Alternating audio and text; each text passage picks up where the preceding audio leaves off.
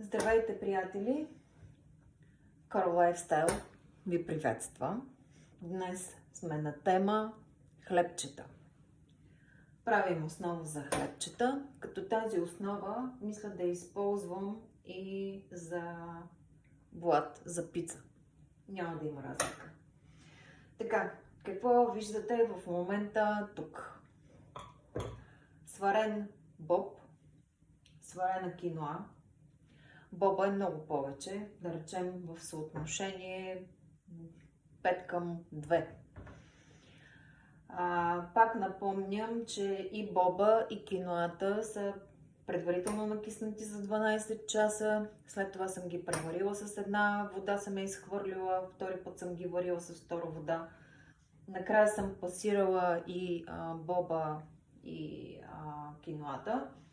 И първото нещо, което направих, докато беше все още каша, да посоля. Посолих на вкус, защото характерното при тези тип брашна и съответно после какво се получава като хлебче, обикновено стават безсолни, защото аз съм свикнала да меся и да правя хляб по друг начин, примерно с една кафена лъжичка захар и една кафена лъжичка сол. Нещата някакси се неутрализираха и ставаше много хубав вкус. Това в тази консистенция няма как да се постигне. Първото нещо, което тук не правя, това е не добавям никаква сладост. Директно посолявам с каменна сол или с морска сол в кафемелачката Смиляна, пак напомням. Другото нещо, което сложих, това е една лъжичка, чайна лъжичка сода бикарбонат. Умишлено тук вътре. Поне така разбрах, че е по-добрият вариант. След като умеших вече с още 15 вида, както аз обичам да казвам, брашна, какво имам предвид? В момента съм сложила брашно от Елда, сложила съм си брашно от Коноп. Аз много обичам да имам много брашна. Може би горе-долу ето такова количество сложих. Бадемово брашно е това. Ето тук има и амарант. Може и съвсем малко от него, защото той има надъх на цвекло. И по принцип не всеки го обича и не е по всеки вкус. Така, брашно от киноа също имах, добавих. И сега, преди да започна да меся и да правя тестото, за да добавям още и още брашно, избрала съм си елдата в случая. Първото нещо, което ще направя, това е малко лимонов сок. Горе-долу от порядъка на една чайна лъжичка. Сега от тук нататък вече сората, която е вътре и лимоновия сок, който току-що сложих, ще започнат да правят тази реакция, която предполагам всички я знаете. Заместителя на бак пулвера, едната лъжичка сода бикарбонат с една лъжичка лимонов сок. Знаете как шупва и как се разпенва. Посъветваха ме, понеже аз доскоро го правих така, да се откажа от този метод и да пристъпя към този, който преди малко ви казах. Солата вече е вътре, сега добавих лимоновия сок. Препоръча ми се това нещо, защото ми се обясни, че реакцията, която се получавала, сега в момента се извършва ето тук, при това съединение. Тоест не се губи, а остава вътре в брашното. И от тук нататък би трябвало то много по-лесно да се бухне. Така, сега тук все още сме на много меко тесто, лепкаво. Аз продължавам с брашното. В случая ви казах, че съм си избрала Елда. Предния път беше киноа. Само конопа внимавайте с него, в смисъл той не става да се слага повече от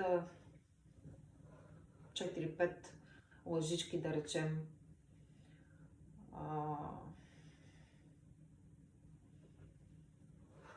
Да, супени лъжици.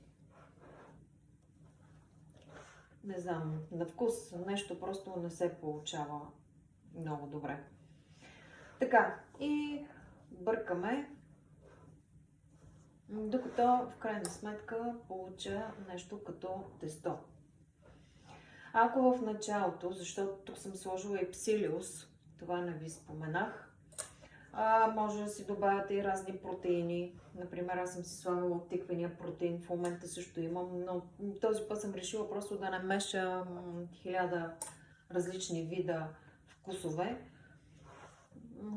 И протеин съм решила да не слагам. Но може да си добавите псилиус, защото за фибрите специално, които ще имате вътре в хляба, е добре дошло псилиуса. Но, както знаете, този псилиус по принцип изисква доста вода, така че ако нещо ви стане много суха консистенцията и се рони лесно, сложете още малко вода и нещата ще се оправят. Така, тук може да се добави сега яйце. Аз също мисля да добавя един жълтък, който ми беше останал, иначе слагам цяло яйце. Така, ако желаете, може да си добавите разни подправки. Ето ви тук, например, като мащерка, която аз обожавам да слагам, къде ли не. Джоджен, може да си добавите черен пипер, ако искате, но въобще каквото прецените. За хлебчетата говоря. Ако искате пък да се чисти, продължавате така само с сол и с кокосово масло. Това е нещото, което е вътре. Аз с други подправки в момента не съм слагала. Така, понеже сме на тема хлебчета днес, исках да ви покажа. Това са бадемови хлебчета. Чак съм си ги замързявала в фризера, когато са излизали повече бройки, да речем над 20.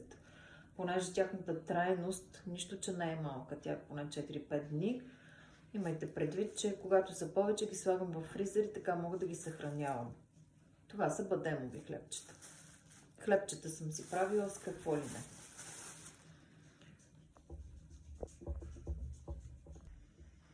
От тестото, което месих до преди малко, направих 12 хлебчета. Това са ми хлебчета, които ползваме за основното ядене. С основно ядене.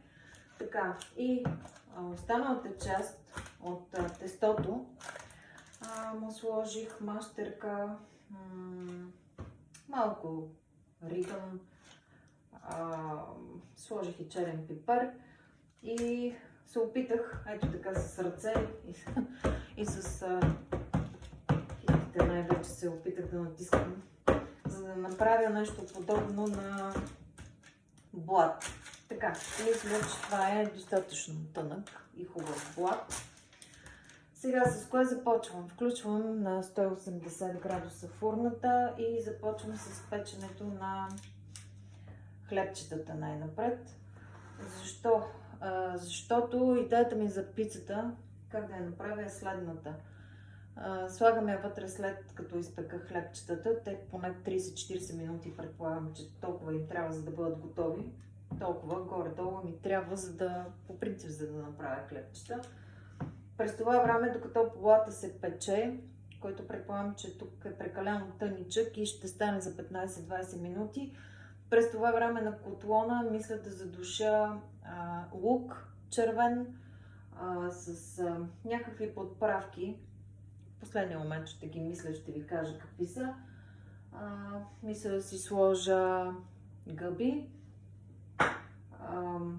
спанак и накрая вече да ги събера заедно с пицата. В последния момент, вместо да слагам кашкавал отгоре, мисля да разбия 2-3 яйца и с това да съм приключила правенето на пица. Затова най-напред пускам хлебчетата, докато аз се оправя с останалите продукти. Имам предвид си нарежа лука и си преценя тук с какви подправки да боравя. Хлебчетата вече са готови. Около 45 минути някъде ги държах, понеже бяха на 170 градуса. Ето.